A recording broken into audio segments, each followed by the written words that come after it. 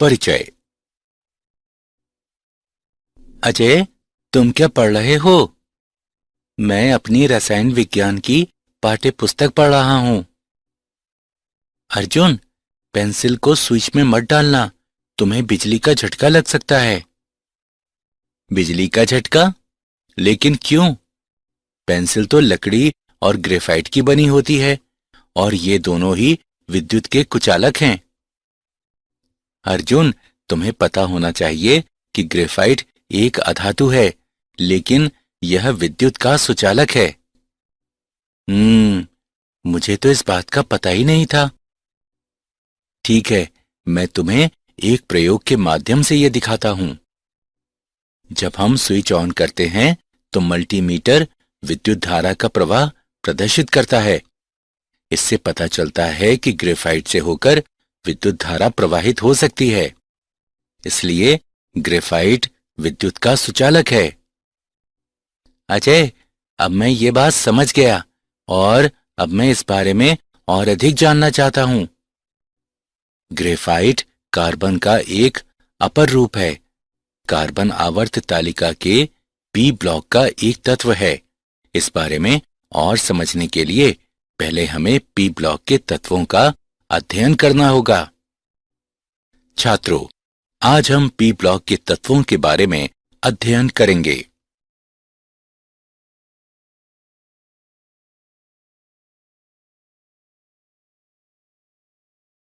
उद्देश्य। इस पाठ के अंत में आप निम्न करने में सक्षम हो जाएंगे।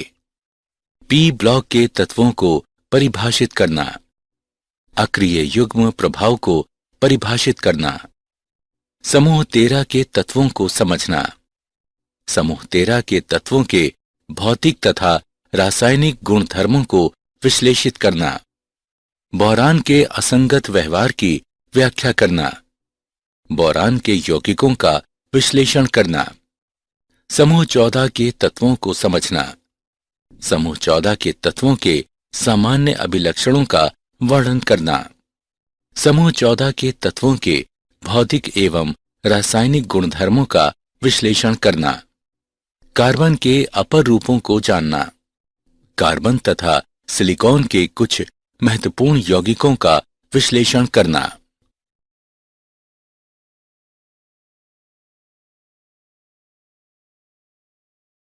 परिभाषा। आवर्त तालिका में समूह 13 से 18 तक के तत्व सामूहिक रूप से पी ब्लॉक तत्व कहलाते हैं। Boron, carbon, nitrogen, oxygen, fluorine तथा हीलियम इन समूहों के शीर्ष हैं। इन तत्वों का सामान्य इलेक्ट्रॉनी विन्यास ns2np 1 से 6 होता है। इनमें इनके वाहितम कोश के पी कक्षकों में अंतिम इलेक्ट्रॉन होता है। किसी पी ब्लॉक तत्व द्वारा प्रदर्शित अधिकतम ऑक्सीकरण संख्या संयोजी इलेक्ट्रॉनों की कुल संख्या के समान होती है। अधिकतम ऑक्सीकरण संख्या समूह ऑक्सीकरण संख्या कहलाती है।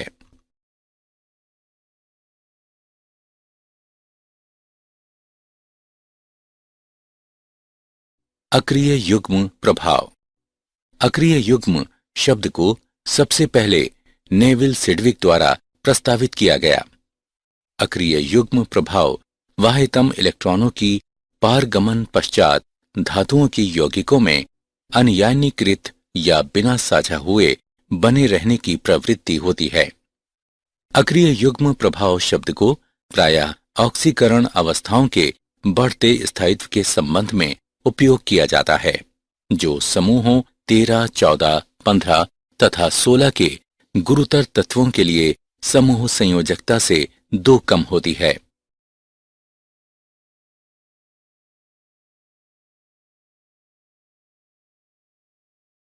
समूह 13 के तत्व। बोरॉन परिवार। गुणों में बोरॉन परिवार के तत्व बृहद भिन्नता प्रदर्शित करते हैं। बोरॉन एक प्रारूपिक अधातु है। एल्यूमिनियम एक धातु है, परंतु इसके अनेक रासायनिक गुणधर्म बोरॉन के समान हैं। गैलियम, इंडियम तथा थैलियम गुणधर्मों में लगभग पूर्णतः धातु हैं। इलेक्ट्रॉनिक विन्यास। समूह 13 के तत्वों का बाह्य इलेक्ट्रॉनिक विन्यास Ns की पावर 2 Np की पावर 1 होता है। बोरॉन और एल्यूमिनियम में नोबल गैस कोर होती है। गैलियम और इंडियम में नोबल गैस तथा 10d इलेक्ट्रॉन होते हैं। थीलियम में नोबल गैस तथा 14f इलेक्ट्रॉन और 10d इलेक्ट्रॉन कोरें होती हैं। परमाणविक त्रिज्या। समूह में नीचे जाने पर परमाणविक त्रिज्या बढ़ती है, जबकि Ga की परमाणविक त्रिज्या 135 पिकोमीटर, Al की परमाणविक त्रिज्या 143 पिकोमीटर से कम होती है। ऐसा इसलिए होता है क्योंकि गैलियम में उपस्थित अतिरिक्त 10d इलेक्ट्रॉन बढ़े हुए नाभिकीय आवेश की तुलना में बाह्य इलेक्ट्रॉनों पर दुर्लभ परिरक्षण प्रभाव डालते हैं। आयनन एंथैल्पी। इसका मान समूह में नीचे जाने पर क्रमिक रूप से नहीं घटता। बोरॉन से एल्यूमिनियम तक कमी आकार में बढ़ोतरी के कारण होती है। एल्यूमिनियम से गैलियम तक वृद्धि आयनन एंथैल्पी में असांतत्य के कारण होती है। इंडियम से थैलियम तक वृद्धि D और F इलेक्ट्रॉनों की अक्षमता के कारण होता है, जिनका परिरक्षण प्रभाव दुर्लभ होता है।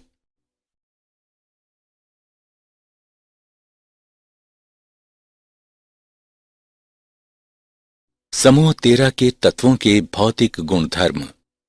तत्वों का क्वथनांक समूह में नीचे जाने पर घटता है। तत्वों का घनत्व समूह में नीचे जाने पर घटता है। तत्वों का गलनांक समूह में नीचे जाने पर पहले घटता है और बाद में बढ़ता है। बोरॉन में सर्वाधिक विद्युत ऋणात्मकता होती है। एल्यूमिनियम से थैलियम तक विद्युत ऋणात्मकता बढ़ती है। बोरॉन एक अधातु है, जबकि एल्यूमिनियम, गैलियम, इंडियम, थैलियम धातुएं हैं।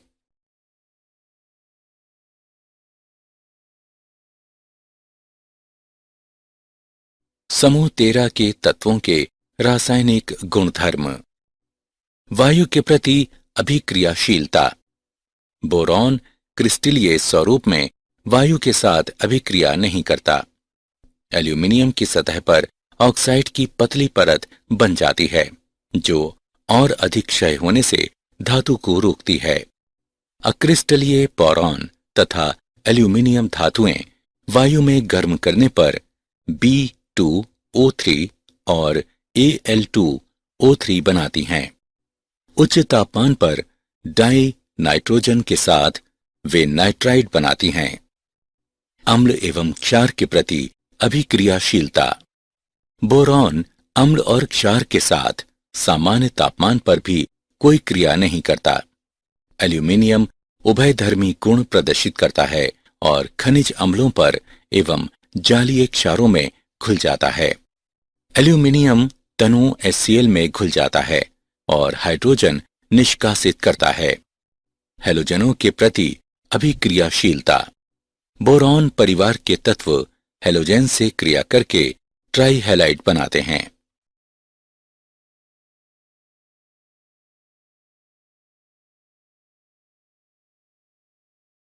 बोरॉन का असंगत व्यवहार।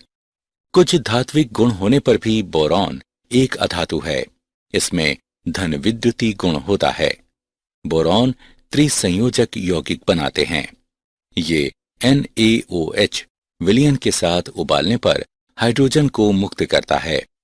बोरॉन के बाइनरी यौगिकों को बोराइड्स के नाम से भी जानते हैं। बोरॉन ट्राइफ्लोराइड लुईस क्षारों जैसे कि NH3 के साथ आसानी से अभिक्रिया करके बोरॉन के परितः अष्टक पूर्ण करता है।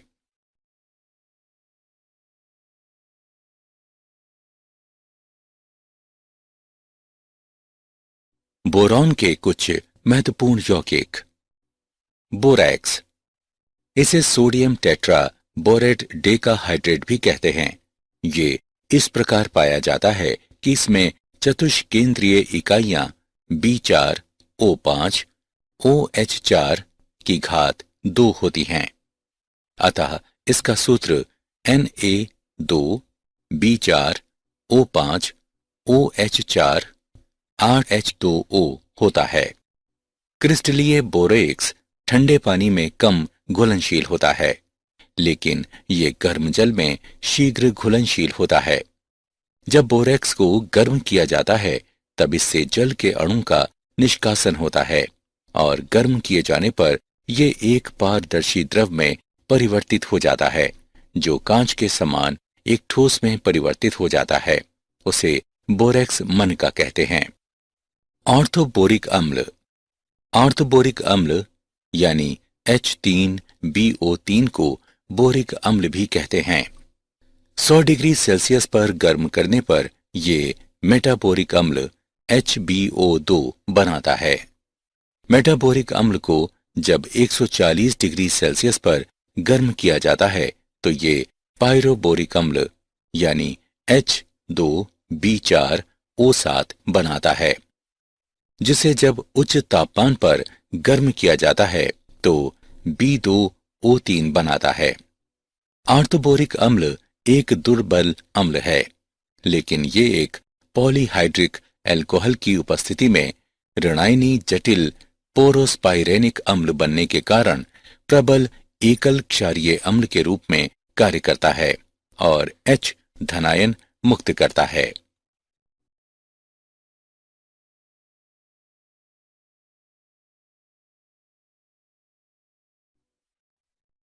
उदाहरण। आइए एक उदाहरण देखते हैं। क्या होता है जब बोरेक्स विलयन को अम्लीकृत और बोरिक अम्ल को गर्म किया जाता है? आइए समाधान देखते हैं। जब बोरेक्स विलयन को अम्लीकृत किया जाता है तो बोरिक अम्ल बनता है। जब बोरिक अम्ल को गर्म किया जाता है तो बोरॉन से सक्रिय ऑक्साइड बनता है।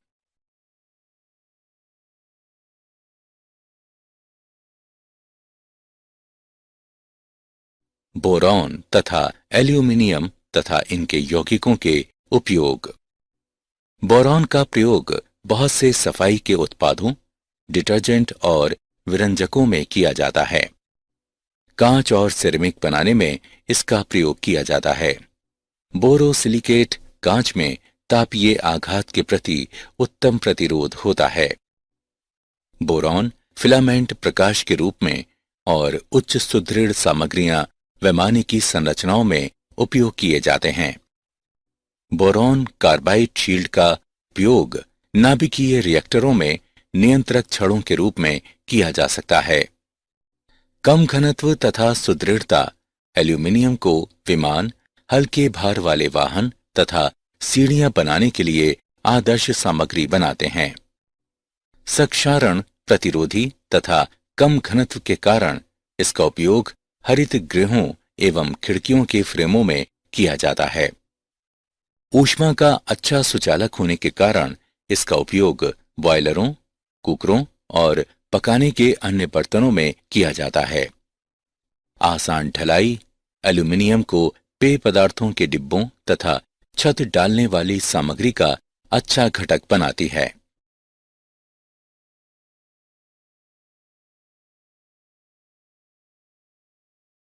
समूह 14 के तत्व।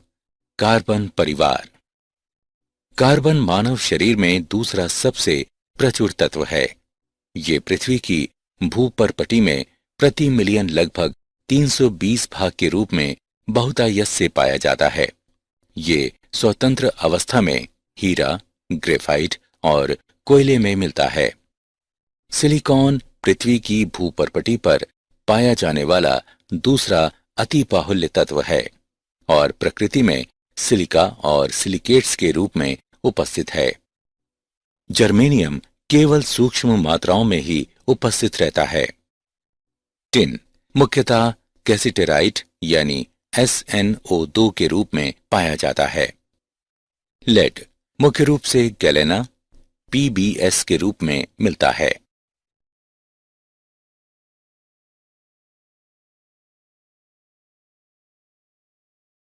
समूह 14 के तत्वों के सामान्य अभिलक्षण। इलेक्ट्रॉनिक विन्यास।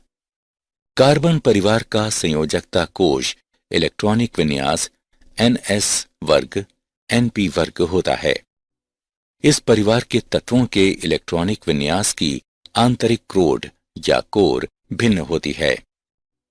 सहसंयोजक त्रिज्या। कार्बन से सिलिकॉन तक सहसंयोजक त्रिज्या में उल्लेखनीय वृद्धि होती है। इसके पश्चात सिलिकॉन से सीसे तक त्रिज्या में आंशिक बढ़ोतरी होती है। ऐसा इसलिए होता है क्योंकि गुरुतर सदस्यों में पूर्ण पूरित D और F कक्षक उपस्थित होते हैं। आयनन एथैल्पी। समूह में नीचे जाने पर आयनन एथैल्पी घटती है। समूह 14 के तत्वों की प्रथम आयनन एथैल्पी के मान समूह 13 के संगत तत्वों की अपेक्षा अधिक होते हैं। विद्युत ऋणात्मकता। छोटे आकार के कारण समूह 14 के तत्वों की विद्युत ऋणात्मकता का मान समूह 13 के संगत तत्वों की विद्युत ऋणात्मकता के मान से थोड़ा अधिक होता है। सिलिकॉन से सीसा तक तत्वों की विद्युत ऋणात्मकता का मान लगभग समान होता है।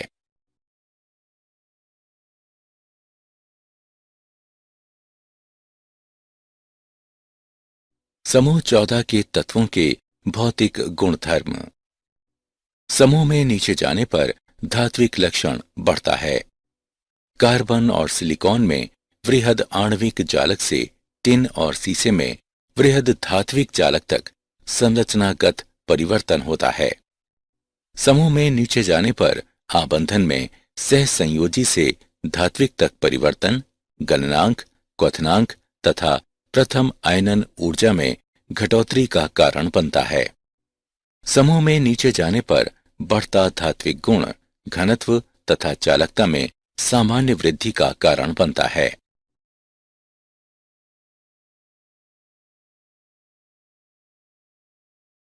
समूह 14 के तत्वों के रासायनिक गुणधर्म। ऑक्सीजन के प्रति अभिक्रियाशीलता। समूह 14 के सदस्य ऑक्सीजन की उपस्थिति में गर्म किए जाने पर ऑक्साइड बनाते हैं।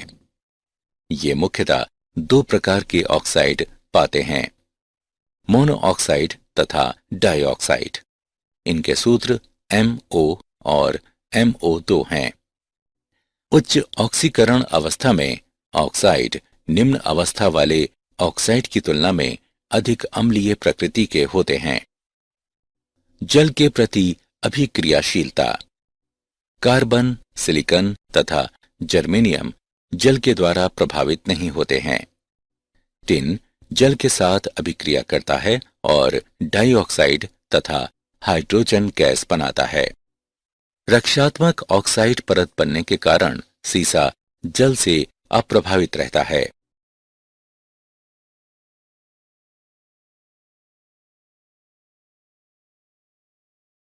कार्बन का असंगत व्यवहार।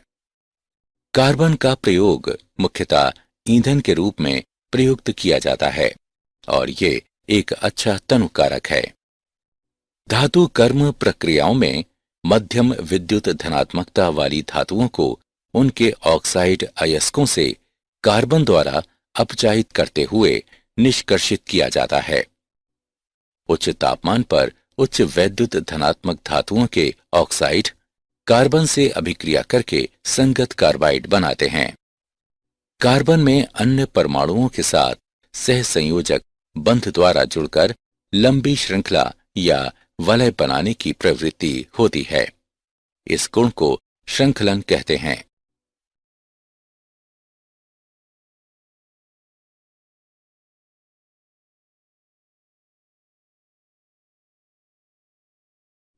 कार्बन के अपर रूप। ग्रेफाइट। ग्रेफाइट में प्रत्येक कार्बन परमाणु 3 अन्य कार्बन परमाणुओं से जुड़कर sp2 संकरण द्वारा द्वितलीय षटकोणीय वलय संरचनाएं बनाता है। इन दोनों परतों के मध्य आकर्षण बल होता है, इसलिए ग्रेफाइट मुलायम होता है और चाकू से काटा जा सकता है। प्रत्येक परत को अन्य पर खिसकाया जा सकता है, जिससे ये चिकना बनता है और शुष्क स्नेहक के रूप में उपयोग किया जा सकता है। ग्रेफाइट में प्रत्येक कार्बन परमाणु एक स्वतंत्र इलेक्ट्रॉन रखता है जो इसकी चालकता के लिए उत्तरदायी होते हैं। हीरा। हीरे में प्रत्येक कार्बन परमाणु sp3 संकरण द्वारा अन्य 4 कार्बन परमाणुओं से जुड़ा होता है और त्रिविमीय कठोर संरचना बनाता है। कार्बन परमाणुओं के छोटे होने के कारण वे निकट आबद्ध क्रिस्टलीय संरचना बनाते हैं और कठोर हो जाते हैं तथा हीरे को अपघर्षक के रूप में उपयोग किया जाता है।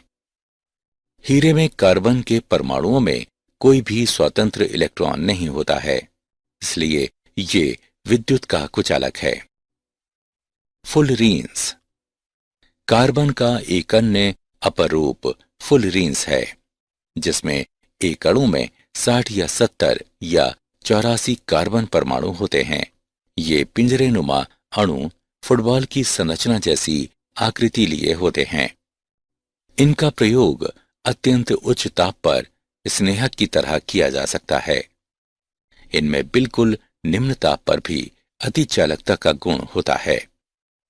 उच्च तन्य सुदृढ़ता वाले भारहीन तंतुओं के निर्माण में इनका उपयोग किया जाता है।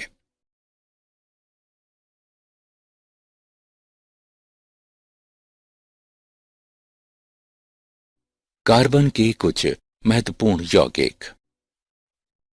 Carbon monoxide. कार्बन मोनोऑक्साइड सामान्य ताप पर सांद्र H2SO4 पर फार्मिक अम्ल को मिलाने से बनता है।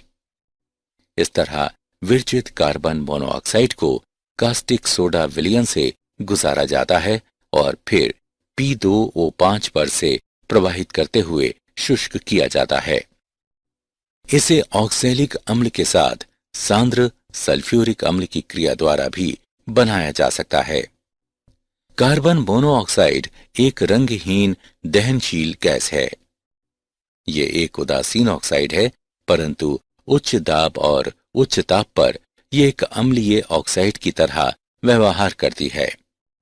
कार्बन मोनोऑक्साइड ऑक्सीकारक तथा अपचायक दोनों रूपों में क्रिया कर सकते हैं।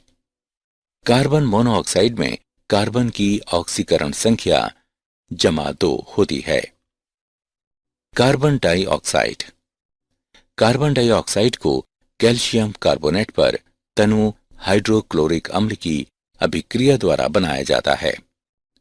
कार्बन डाइऑक्साइड एक अम्लीय ऑक्साइड है तथा द्विक्षारकीय अम्ल की तरह क्रिया करती है और 2 प्रकार के लवण बना सकती है।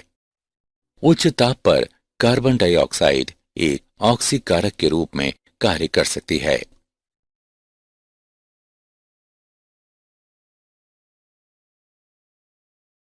सिलिकॉन के कुछ महत्वपूर्ण यौगिक। Silicon dioxide. सिलिकॉन डाइऑक्साइड का दूसरा नाम सिलिका है। ये अनेक क्रिस्टल संरचनात्मक रूपों जैसे क्वार्ट्ज, क्रिस्टलोबेलाइट तथा ट्राइडाइमाइट में मिलता है।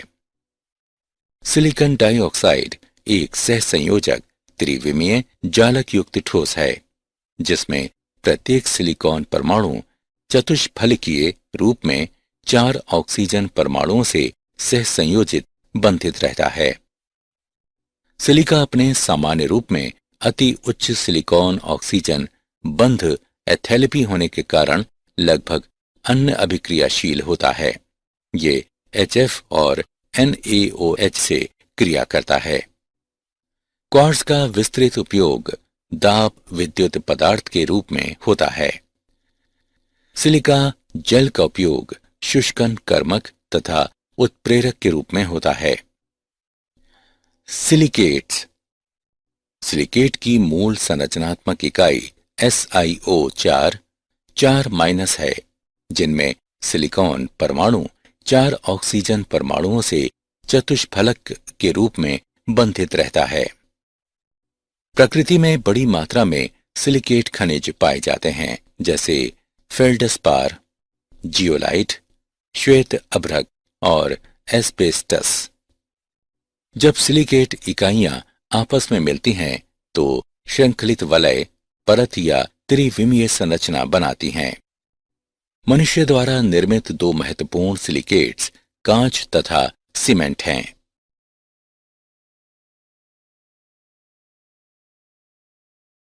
क्या आप जानते हैं कार्बन मनुष्य को लगभग 3750 ईसा पूर्व से ज्ञात है। कांसे के निर्माण हेतु तांबे, जस्ते एवं टिन अयस्कों को अपचायित करने के लिए कार्बन का पहली बार उपयोग मिस्र तथा सुमेर सभ्यताओं के लोगों द्वारा किया गया। बोरॉन सभी हरित पादपों का अनिवार्य पोषक तत्व है। कार्बन का गलनांक और ऊर्ध्वपातन बिंदु सभी तत्वों में सर्वाधिक लगभग 5800 डिग्री केल्विन होता है। ब्रह्मांड में बोरॉन के परमाणु अंतरिक्ष किरण संघट्टों द्वारा नाभिकीय संलयन के कारण निर्मित हुए हैं। ब्रह्मांड में अधिकांश बोरॉन का निर्माण हमारे सौर मंडल बनने से पहले इसी प्रकार हुआ।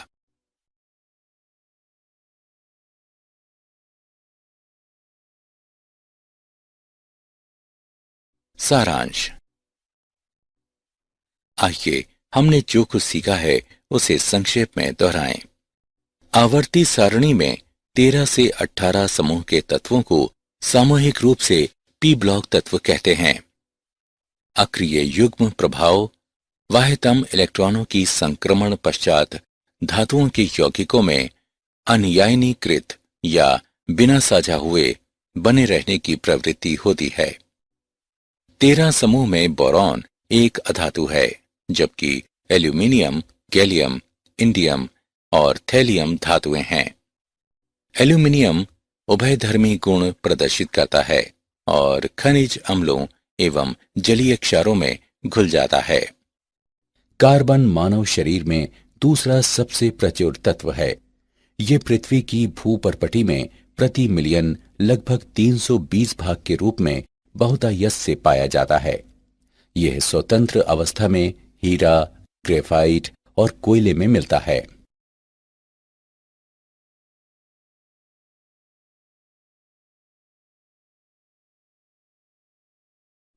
कार्बन परमाणुओं में अन्य परमाणुओं के साथ सहसंयोजक बंध द्वारा जुड़कर लंबी श्रृंखला या वलय बनाने की प्रवृत्ति होती है। ये गुण श्रृंखलन कहलाता है। कार्बन मोनोऑक्साइड एक उदासीन ऑक्साइड है, परंतु उच्च दाब और उच्च ताप पर यह एक अम्लीय ऑक्साइड की तरह व्यवहार करती है। सिलिकॉन डाइऑक्साइड एक सहसंयोजक त्रिविमीय जालक युक्त ठोस है, जिसमें प्रत्येक सिलिकॉन परमाणु चतुष्फलकीय रूप में 4 ऑक्सीजन परमाणुओं से सहसंयोजित बंधित रहता है।